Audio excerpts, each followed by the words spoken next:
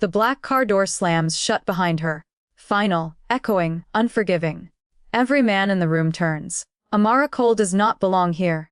She stands alone at the center of a mountain fortress, wrapped in black silk that feels more like a shroud than a dress. Her fingers curl into her palms, nails biting skin, her pulse thundering so loud she's certain it betrays her fear.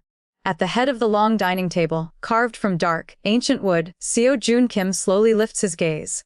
Cold, controlled, lethal. The Korean Mafia heir does not smile. He studies her the way men study problems they haven't yet decided to eliminate. Silence spreads. Heavy, dangerous. One man murmurs her name in Korean, mispronounced, but spoken with unease. Another watches her as if she's an error that should have been corrected months ago. Amara understands then, with sickening clarity, that this Christmas invitation was never kindness. It was a summons. She translated documents she was never meant to connect, numbers that didn't add up, contracts tied to fires, disappearances, shattered lives. And now the man behind it all has brought her here, where no one leaves unless they're allowed to. Seo Joon finally speaks, his voice calm enough to kill. "You came," he says. "Good, that tells me everything." Amara swallows, caught between a terrible question. Is she about to be protected or destroyed? Subscribe to Love and Loyalties before the truth changes everything. Amara's room is beautiful in the way expensive cages always are. The door closes behind her with a soft, polite click, but she notices the lock immediately. Not heavy, not obvious, just enough. The room is dressed in pale wood and glass, minimalist luxury softened by heated floors and a wide window overlooking snow-covered mountains. No bars, no guards inside. But when Amara tests the handle, it doesn't open. So this is how Seo Joon Kim does captivity, she thinks. With courtesy. She sets her small bag down carefully, every movement measured. Panic won't help her here. Panic is loud. Panic is weakness. She forces herself to breathe, to observe. There are cameras, subtle, almost hidden in the corners. A phone on the desk with no signal. A wardrobe stocked with clothes in her size, chosen too accurately to be coincidence. Someone has been watching her for a long time. An hour later, a knock comes. Not a request. A summons. Amara follows a silent attendant through wide halls that feel more like a museum than a home. The estate is immaculate, but lifeless. No laughter, no warmth, only the echo of footsteps and the faint hum of surveillance. When she enters the dining room, conversation dies instantly. The table is long. Powerful men sit spaced apart like chess pieces, each one composed, watchful. Seo Joon sits at the head, calm as stone. And beside him, upright and immovable, is an elderly woman dressed in traditional silk, her hair swept into a perfect silver coil. Seo Joon's grandmother. The matriarch's eyes settle on Amara with sharp, unsettling interest, not hostility, not kindness. Assessment. So. The woman says in Korean, her voice thin but commanding. This is her. Amara understands every word. Seo Joon does not translate. That omission is deliberate. Dinner unfolds like a silent trial. Dishes are placed, removed, replaced, each course more elaborate than the last. No one raises their voice. No one wastes words. Questions are directed at Amara. Where she's from, how long she's been in Korea, how she learned the language so well. But always through Seo Joon, who edits, softens, or sharpens them at will. She answers carefully, aware that every syllable is weighed. The men watch her with varying degrees of curiosity and threat. One avoids her gaze entirely, another stares too long, a third smiles without warmth. Amara feels it clear now she is not a guest, she is evidence. At one point, the grandmother studies Amara over her teacup and says something that makes the table go very still. She listens well. The old woman murmurs. That can be dangerous. Seo Joon's jaw tightens almost imperceptibly. Later, when dinner ends and the others disperse, Seo Joon gestures for Amara to follow him. No guard escorts them. He doesn't need one. His study is modern, sharp-edged, all dark glass and steel. Screens line one wall, muted feeds flickering. He closes the door himself and leans back against his desk, arms crossed, gaze unreadable. You understood everything tonight, he says in English. It isn't a question. Amara lifts her chin. Enough. A pause. Enough is more than you were supposed to understand. Seo Joon replies calmly. You've been careful. Pretending not to notice discrepancies, misaligned numbers, names that repeat when they shouldn't. Her stomach tightens, but she doesn't look away. You're observant, he continues. And prudent. That combination is rare. Was that why I'm here? Amara asks. Because I did my job too well. Seo Joon studies her, and for the first time, something shifts behind his eyes. Not softness, but interest. You're here, he says slowly, because my organization is unstable, and you see things others miss. Amara's breath catches. You brought me here to spy. To translate. He corrects. Not documents. People. Silence stretches between them, heavy and charged. You want me to identify who's lying to you, she says quietly. Yes. And if I refuse. As Seo Joon straightens, the air changes instantly. Then you disappear, he says, without cruelty, quietly, efficiently, before someone less controlled decides what to do with what you know. Amara feels fear claw up her spine, but beneath it, something steadier rises. Anger. Resolve. So my choices are cooperation or erasure? No. Seo Joon replies. Your choices are relevance or risk. He steps closer, close enough that she can feel his presence like heat. Stay, he says. Observe. Listen. Help me remove the traitor in my house. And after, she asks. Seo Joon's gaze drops briefly to her mouth, then returns to her eyes. After, he says, we'll decide if you leave, or if you belong. Amara's heart pounds, but she doesn't step back, because she understands the truth now. He controls her movement, her safety, her future. But she controls something just as dangerous. Information. And in Seo Joon Kim's world, information decides who lives long enough to see another morning. By the third day, Amara understands the rules of Seo Joon Kim's world. Nothing is spoken directly. Everything is implied. She sits quietly at the edge of meetings that are not meant for her. Positioned close enough to hear, but far enough to be ignored. At least, that's the illusion. Men speak in rapid Korean, their words layered with codes, pauses, and looks that say more than sentences ever could. Numbers are exchanged without context. Locations mentioned only once. Names repeated with subtle emphasis, like warnings. Seo Joon never tells her to listen. He doesn't have to. He moves through these meetings like gravity itself. Silent, inevitable. When he enters a room, conversations soften, shoulders straighten, eyes lower. Amara notices how often his men glance at him before speaking, as if checking invisible boundaries. Power here is not loud. It is precise, and always watching. Seo Joon positions her carefully, at his side during walkthroughs. 2 steps behind him in hallways. Never in front. Never alone. His protection is constant, wordless, almost instinctive.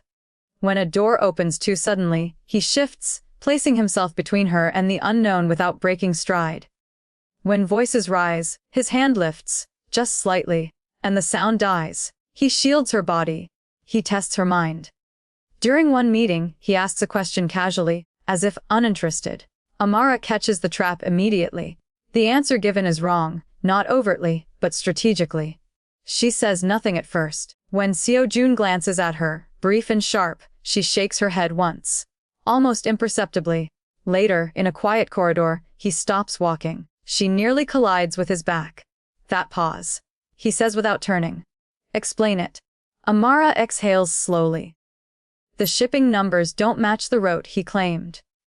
He adjusted the figures to hide delays. Someone's moving inventory early. Seo Joon turns then, studying her like a blade deciding where to cut. You're certain? Less. A muscle jumps in his jaw. He nods once and continues walking, as if nothing has happened. But that night, the man who lied does not return to the dinner table. No one asks why. The tension between Amara and Seo Joon sharpens in the spaces between danger. In the way his gaze lingers half a second too long. In the way he corrects others when they speak over her. In the way his voice drops when he addresses her directly. Never soft, but deliberate. "You're learning quickly?" he tells her one evening, handing her a tablet filled with financial reports. "Too quickly." "You're giving me access?" Amara replies. "That's not an accident." Seo Joon's lips curve. Not a smile, an acknowledgement. "No, it's a test." She meets his gaze, refusing to look away. "And if I pass?" His eyes darken. "Then you become indispensable." That word settles heavily between them. At night, Amara lies awake, listening to the quiet hum of the estate. She thinks of how carefully Seo Joon watches his men, and how carefully he watches her. She feels the pull of him even when he isn't in the room. Not safety, not comfort.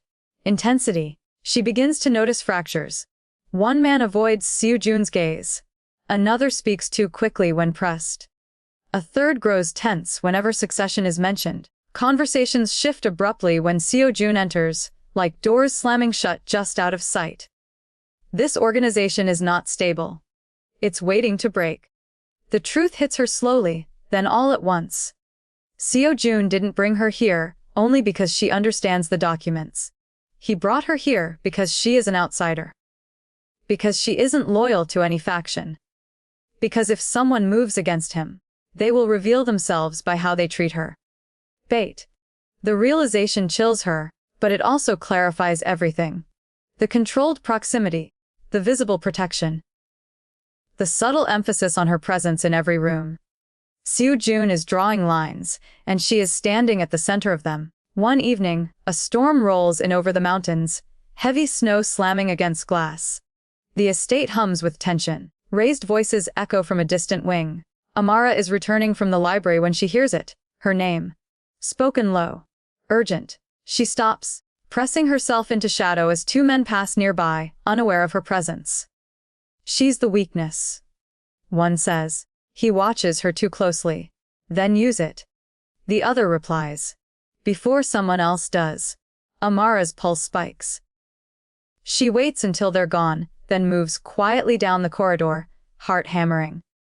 She doesn't go back to her room. She follows instinct instead, down a side hall, toward Seo Joon's private office. The door is ajar. Inside, screens glow. Voices argue in hushed, furious tones. Amara stays hidden, listening. "The shipment interception wasn't random," someone says. "Prosecutors are circling." "Which means there's a leak." Another snaps. "And if the leak doesn't move first?" A third voice adds coldly. "Seo Joon will." A pause. Then the sentence that makes Amara's blood run cold. "He won't survive the next board meeting." Her breath catches. She steps back instinctively, and the floor creaks. Silence slams down like a gunshot. The door swings open. Seo Joon stands there, eyes sharp, body coiled, danger barely restrained. For one terrifying second, she doesn't know which side of him she's about to face. Then he sees her. Not fear. Not anger. Urgency. He grips her wrist and pulls her inside, shutting the door behind them with controlled force. "You weren't supposed to hear that," he says quietly. "But I did." Amara replies, voice steady despite the chaos roaring in her chest. "They're planning something." Seo Joon's gaze hardens. "Yes. Against you. A beat. Against us." He corrects. And in that moment, Amara understands the truth fully. She is no longer just observing his world. She is standing in the direct line of fire. The betrayal doesn't whisper its way into the estate. It explodes. It begins with shouting. Sharp, panicked Korean slicing through the polished silence of the compound. Doors slam. Footsteps pound marble. Somewhere down the hall, something crashes hard enough to rattle the walls. Amara barely has time to stand before Seo Joon is at her door. "Move," he says. Not loudly. Not urgently. Lethally calm. He grips her wrist and pulls her into the corridor, just as two armed men round the corner. For a split second, Amara sees it clearly. The hesitation in their eyes when they see her beside him. That fraction of doubt saves their lives. Seo Joon lifts his hand once. They stop. The estate fractures around them. Accusations spill openly now, names shouted, loyalties questioned, weapons no longer hidden. The quiet order Seo Joon maintained is gone, replaced by raw fear and ambition. Amara is rushed through a side passage into Seo Joon's private office, where security screens flash red warnings. "You said stay in your room." He snaps, finally letting anger show. "And miss the part where your men decide who kills you." She fires back, their eyes lock. Heat, fury, something dangerously close to relief. There's no time to argue. A gunshot echoes somewhere below. Seo Joon curses under his breath and locks the door. He turns to her, face carved from stone. "You should never have heard any of this." Amara's voice shakes, but she doesn't retreat. "You used me." The truth lands between them like shattered glass. "Yes," he says. "I did." The word doesn't come with apology. It comes with honesty. "I needed to know who would react to your presence. Who would see you as leverage. Who would move early." His jaw tightens. They always do. "So I was bait," Amara says quietly. "You were the line," Seo Joon replies. And everyone showed which side they stood on. Before she can respond, his phone vibrates. He answers without greeting. Listens. The silence stretches, thick and suffocating. When he lowers the phone, something fundamental has changed in his face. "My uncle is dead," he says. Amara's breath leaves her all at once. "How? Officially?" His mouth twists. "Heart failure." "Unofficially, they both know what that means." "That fast," she whispers. "They accelerated it," Seo Joon says flatly. "His death forces succession before I'm fully prepared." "And now?" Amara asks. "Now it's war." The word isn't dramatic, it's factual. Seo Joon crosses the room, opens a hidden compartment, and pulls out a passport. Then another. He places them on the desk beside a slim phone and a bank card. "Tomorrow morning," he says, "you leave." The sentence hits harder than any threat. "Leave," Amara repeats. "After all this. You'll take a new name."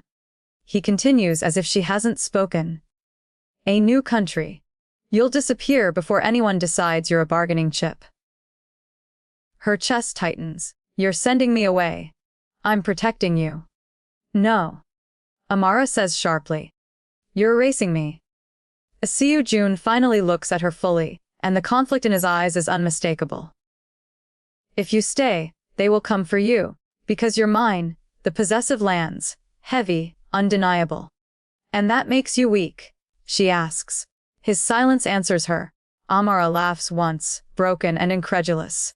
"So this is it. You pull me into hell, let me stand beside you while everything burns, and then decide I'm too inconvenient to keep. That's not. You don't get to decide for me." She cuts in, voice cracking. "You don't get to play martyr and call it love." Seo Joon stiffens at the word. "Love? You think this is easy?" he demands. "Choosing between you and an empire built on blood." "I didn't ask you to choose," Amara says fiercely. "I chose, knowing exactly who you are. Knowing what this world costs." She steps closer, tears burning but unfallen.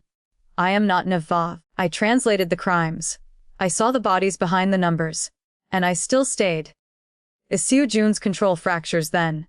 Not completely, but enough. His hand lifts, stops just short of touching her face, as if afraid of what that would unleash. "If you stay," he says hoarsely, "I can't promise safety." "I'm not asking for safety," Amara replies. "I'm asking for truth.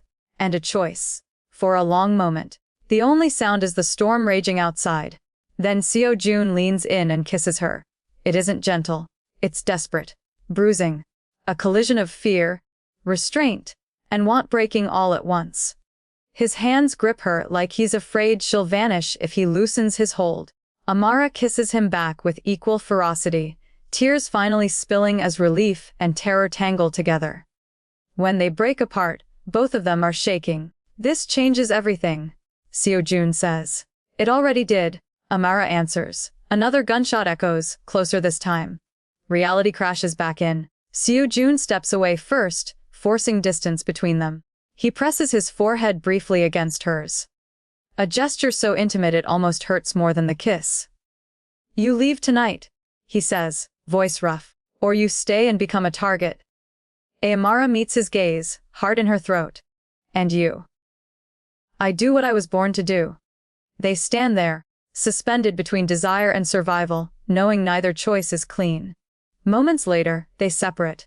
Physically, emotionally, strategically. As Amara is escorted toward a secure wing, she looks back once. Seo Joon is already issuing orders, power snapping back into place. His face once again unreadable. But his eyes find hers. And in that look, they both understand the terrifying truth. Choosing each other may not save them. It may be the very thing that gets them killed. The war does not happen all at once. It happens quietly. One arrest disguised as a business audit. One offshore account frozen at dawn. One trusted lieutenant who fails to answer his phone and is never seen again. Seo Joon Kim does not strike with chaos. He dismantles with precision, using the very fractures Amara identified. Every inconsistency she flagged becomes a blade. Every hesitation she noticed becomes evidence. From a distance, the organization appears calm again. Meetings resume, voices steady, smiles return. But beneath the surface, loyalties are being severed one by one. Seo Joon moves like a surgeon, cutting only what is infected, leaving the body standing. Amara watches from the edges, no longer hidden but not yet declared. She feels the shift before anyone says it aloud. The balance of power is tipping back toward him. Toward them. The final confrontation happens in daylight. A boardroom overlooking Seoul. All glass and steel, sunlight flooding the space like it's daring the truth to stay hidden. Seo Joon's inner circle gathers. Men who once questioned him.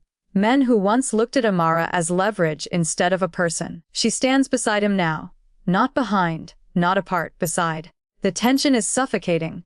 Accusations surface, desperate and loud. One man denies everything. Another blames the dead uncle. A third reaches for legal excuses, loopholes, traditions.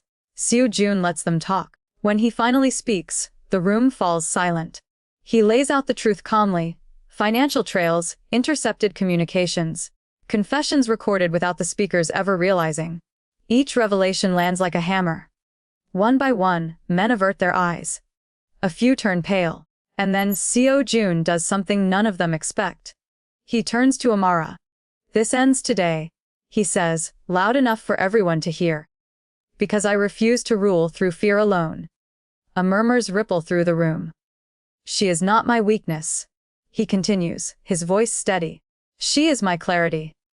Shock spreads openly now. "She stood in this house when you hid.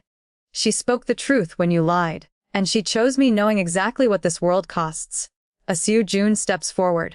And then, slowly, deliberately, he kneels. Gasps echo around the boardroom.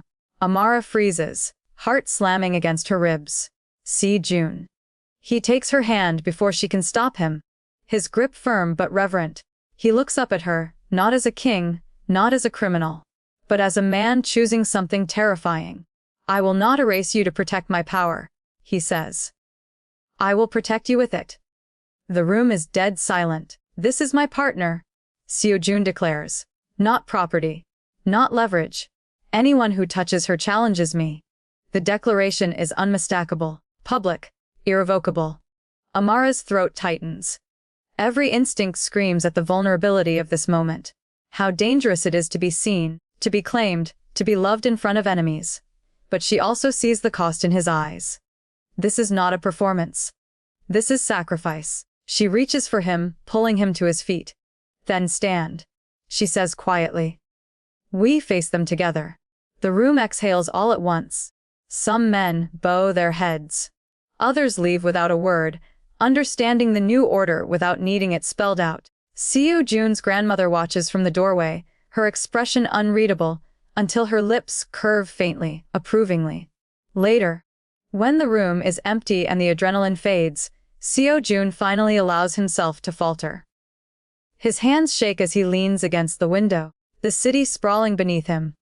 Amara steps closer, resting her forehead against his shoulder. "You didn't have to do that," she whispers. "Yes," he replies, "I did." He turns to her then, the armor gone. "I have spent my life believing love makes men weak, but sending you away nearly destroyed me." Amara cups his face, forcing him to meet her gaze. "I will never be your shield," she says. And I will never be your excuse. His breath hitches. But I will be your partner, she continues. If you choose me with honesty. As Seo Joon nods once, deeply. I choose you. No grand promises. No illusions of peace, just truth. When he kisses her this time, it's different. Steady, claiming, earned. Not desperate. Not afraid. Two people standing in the aftermath of survival. Outside, the city moves on, unaware that a dynasty just changed shape. Amara rests her head against his chest, listening to his heartbeat. Strong, human, real. She did not come to this world to be saved. She came to be seen. And in choosing her openly, Seo Joon Kim didn't lose his power, he redefined it. The house they choose is quiet, but never unguarded. It sits beyond the city's noise, wrapped in trees and distance, protected by layers the world never sees. Morning light filters through tall windows, catching dust in the air, warming polished wood floors. It is not a palace. It is not a fortress. It is intentional. Amara learns the rhythm of peace slowly. Coffee shared in silence. Soft laughter that surprises them both. Evenings where Seo Joon loosens his tie and listens while she talks. Not about danger, not about strategy, but about ordinary things she once thought she'd lost forever. She is not watched here. She is not contained. She walks freely, speaks freely, disagrees openly. When she stands beside Seo Joon at gatherings now, it is never a question of position. They are equal.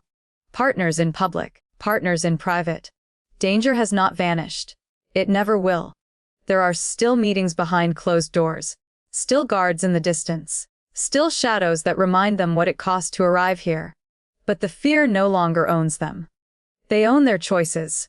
One evening, as rain taps gently against glass, Amara watches Seo Joon laugh. Truly laugh. For the first time since she met him. The sound startles her.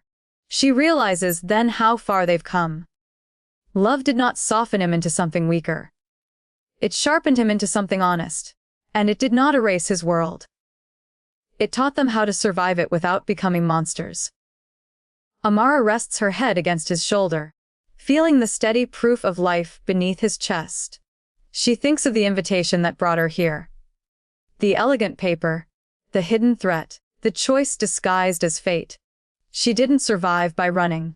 She survived by seeing the truth, choosing with open eyes, and refusing to be owned by fear. Because loyalty chosen freely is stronger than loyalty enforced. And love, real love, doesn't ask you to disappear. It asks you to stand. Together, if this story touched your heart, subscribe to Love and Loyalties and comment which couple you want next.